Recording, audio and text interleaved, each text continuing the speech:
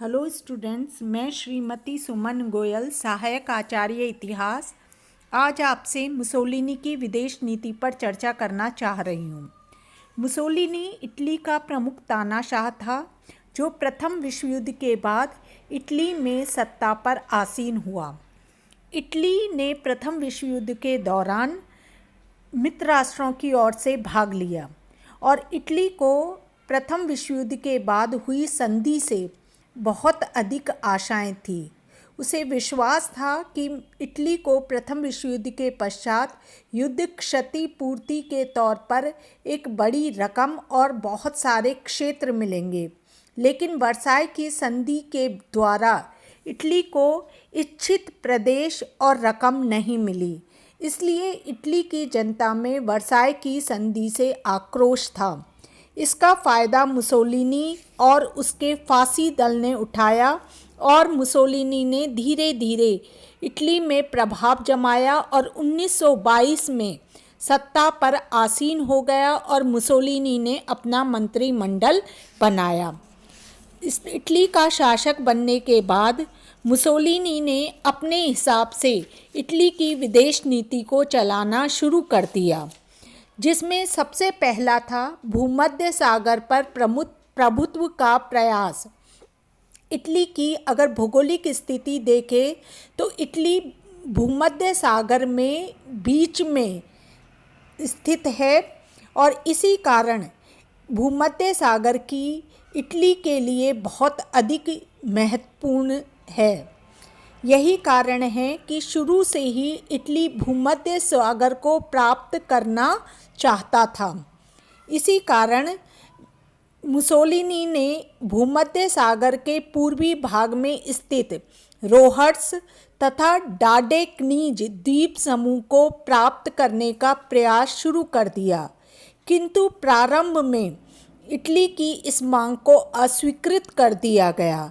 लेकिन इटली ने अपनी इस मांग को बनाए रखा और 1923 में ल्यूसेन की संधि के द्वारा रोहर्स और डाडेकनीज द्वीप समूह को प्राप्त कर लिया। यह मुसोलिनी की विदेश नीति की प्रथम सफलता थी। इन द्वीप समूहों में सुदृढ़ किलेबंदी करके इटली ने एक अच्छा नौसैनिक अड्डा तैयार कर लिया। मुसोलिनी की जो दूसरी महत्वपूर्ण नीति थी वो थी कॉर्फ्यू कांड। कॉर्फ्यू अल्बानिया और यूनान की सीमा पर स्थित एक महत्वपूर्ण क्षेत्र है और ये है यूनान में शामिल है। अल्बानिया और यूनान की सीमा में एक अंतर्राष्ट्रीय आयोग नियुक्त किया गया। किसी कारणवश इस आयोग के सदस्यों में झगड़ा हो गया और यूनान के सैनिकों ने और वहाँ की आम जनता ने गोली चला दी, जिसमें एक इटालियन सैनिक अधिकारी और 4 अन्य इटालियन नागरिक मारे गए। मुसोलिनी इससे नाराज हो गया और उसने यूनान को 24 घंटे का अल्टीमेटम दे दिया कि वह या तो अपराधियों को दंडित करे या फिर यूनानी झंडे को इटली के झंडे के समक्ष झुकाया जाए और क्षतिपूर्ति के तौर पर 5 करोड़ लीरा इटली को दी जाए। लीरा इटली की मुद्रा थी। यूनान इस मांग को स्वीकार नहीं कर पाया और वो स्वीकार करता इससे पहले ही इटली ने यूनान के क्षेत्र कॉर्फ्यू टापू पर बम वर्षा करना शुरू कर दिया और इस क्षेत्र पर अधिकार कर लिया। राष्ट्र संघ ने बीच में दखलंदाजी की और इटली को इस क्षेत्र को खाली करने का अल्टीमेटम दिया, लेकिन इटली ने इस क्षेत्र को नहीं हटाया। अंत में एक सम्मेलन बुलाया गया और इस सम्मेलन में यूनान से इटली को 5 करोड़ लीरा क्षतिपूर्ति के रूप में देने और इटली से कॉर्फ्यू से अपनी सीमाएं हटाने के लिए कहा गया। मुसोलिनी ने प्रारंभ में राष्ट्रसंघ के निर्णयों को मानने में आनाकानी की, किंतु ब्रिटेन ने जब इटली को चेतावनी दी तो अंत में इटली ने कॉर्फू टापू खाली कर दिया, लेकिन एक विशाल राशि क्षतिपूर्ति के रूप में प्राप्त की। तीसरी जो महत्वपूर्ण घटना घटी वो थी फ्यूम की प्राप्ति। पेरिस के शांति सम्मेलन में फ्यूम बंदरगाह तथा यूनान के प्रश्न पर इटली और यूगोस्लाविया में मतभेद उत्पन्न हो गया। मित्र राष्ट्रों के प्रयत्नों से 1920 में रेपोलो की संधि हुई, जिसके द्वारा फ्यूम को एक स्वतंत्र बंदरगाह घोषित कर दिया गया। मुसोलिनी इस फ्यूम क्षेत्र को प्राप्त करना चाहता था, अतः जनवरी 1924 में मुसोलिनी ने यूगोस्लाविया के साथ रोम की संधि की और इस संधि के अनुसार फ्यूम का नगर इटली को प्राप्त हो गया और फ्यूम का नगर प्राप्त कर मुसोलिनी ने अपनी जनता में बहुत ही लोकप्रियता हासिल कर दी। अगला जो महत्वपूर्ण कदम उठाया वो था अल्बानिया पर प्रभुत्व। मुसोलिनी एड्रियाटिक सागर पर अधिकार स्थापित करना चाहता था, इसीलिए नवंबर 1926 में अल्बानिया की राजधानी तिराना में एक संधि की गई, जिसमें अल्बानिया ने यह स्वीकार किया कि वह दूसरे देशों के साथ इटली को हानि पहुंचाने वाला कोई राजनीतिक या सैनिक समझौता नहीं करेगा। 1927 में इटालियन सैनिक अधिकारियों द्वारा अल्बानिया की सेना का पुनर्गठन किया गया तथा इटली ने अल्बानिया के साथ 20 वर्ष का एक रक्षात्मक समझौता कर लिया। इस प्रकार इस समझौते से एक प्रकार से अल्बानिया इटली का संरक्षित राज्य बन गया और मुसोलिनी को धीरे धीरे अल्बानिया पर प्रभाव जमाने का अवसर प्राप्त हो गया। बाद में 1939 में मुसोलिनी ने अल्बानिया पर आक्रमण किया और इसे अपने साम्राज्य का अंग बना लिया। अगली जो महत्वपूर्ण घटना घटी वो थी टैंजियर संकट। टैंजियर मोरक्को में स्थित एक बंदरगाह है जिस पर अंतर्राष्ट्रीय शासन था। 1927 में इस शासन में संशोधन करने के विचार से फ्रांस और स्पेन के प्रतिनिधि यहाँ एकत्र हुए।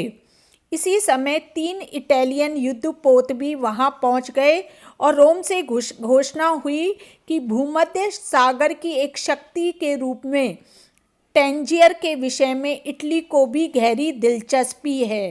रोम में हुई घोषणा के फलस्वरूप इटली को भी इस सम्मेलन में आमंत्रित किया गया। 1928 में टैंजियर के संबंध में हुए नए समझौते में इटली को इस नगर के प्रशासन के अधिक अधिकार प्रदान कर दिए गए। इससे इटली का प्रभाव टैंजियर पर बढ़ गया। 1930 में लंदन के नौसैनिक सम्मेलन में इटली ने भूमध्य सागर में फ्रांस के समान नौसेना रखने की मांग की। इस तरह इटली की सैन्य क्षमता बढ़ाने की मांग कालांतर में बढ़ने लगी। अगला जो कदम मुसोलिनी ने उठाया वो था रूस से मित्रता। मुसोलिनी ने अब भूमध्य सागर में अपनी स्थिति सुदृढ़ करना प्रारंभ कर दिया। वह अपना पक्ष सबल करने के लिए यूरोप में शक्तिशाली मित्र प्राप्त करना चाहता था। यूरोप के अधिकांश देश यथास्थिति के समर्थक तथा शांति समझौते के संशोधन के विरोधी थे।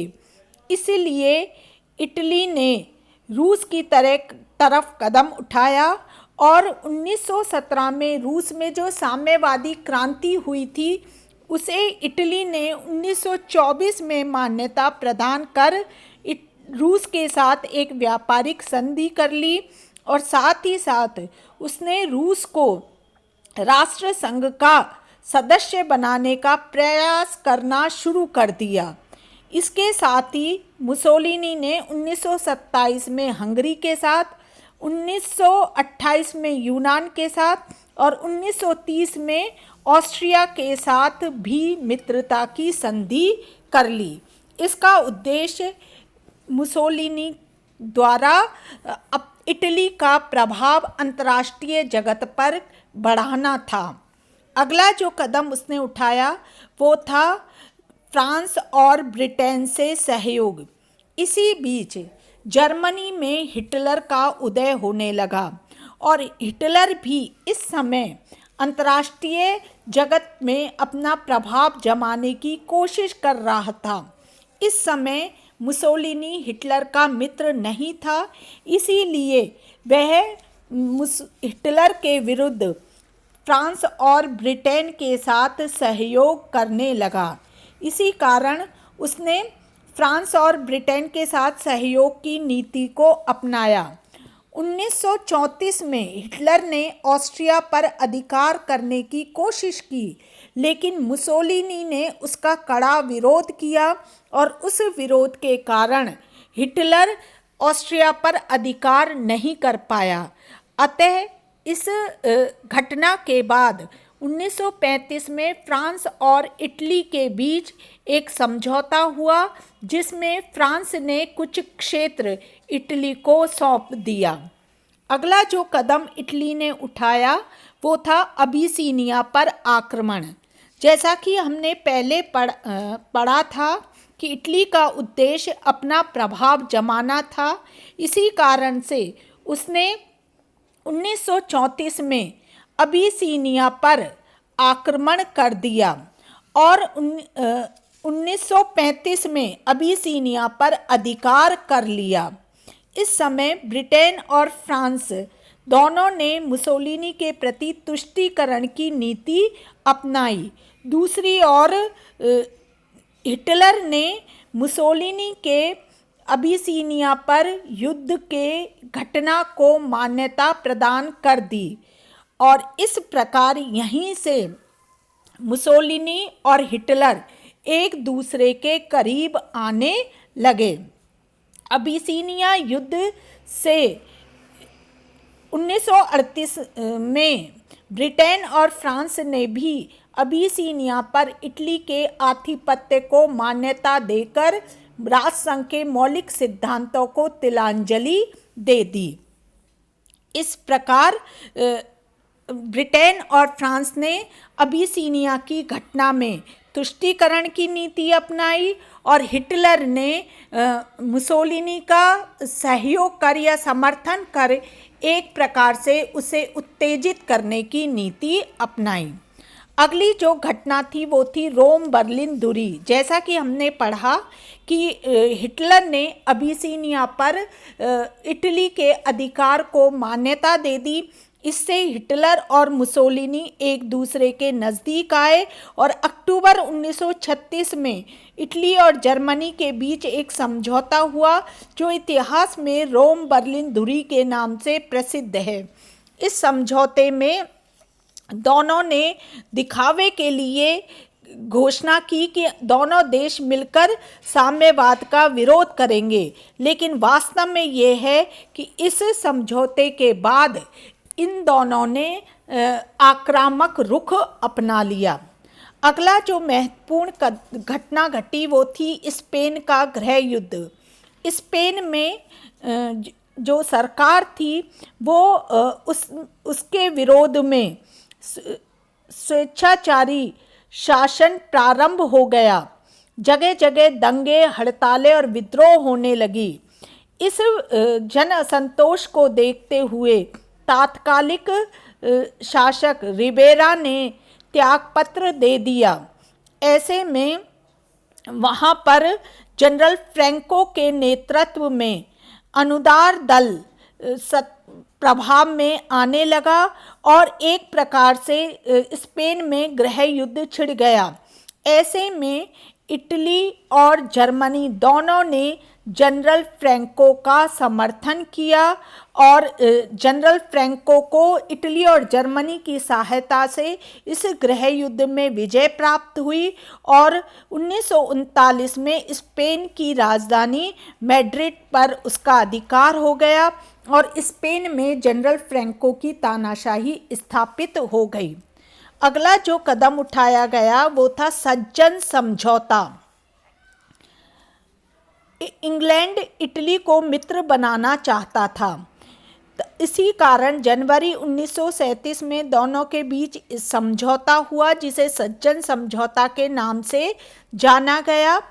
इस समझौते के द्वारा इटली और ब्रिटेन एक दूसरे के नज़दीक आए, लेकिन वास्तविकता ये है कि ब्रिटेन और इटली के बीच जो समझौता हुआ, इसके द्वारा ब्रिटेन एक तरह से इटली के समक्ष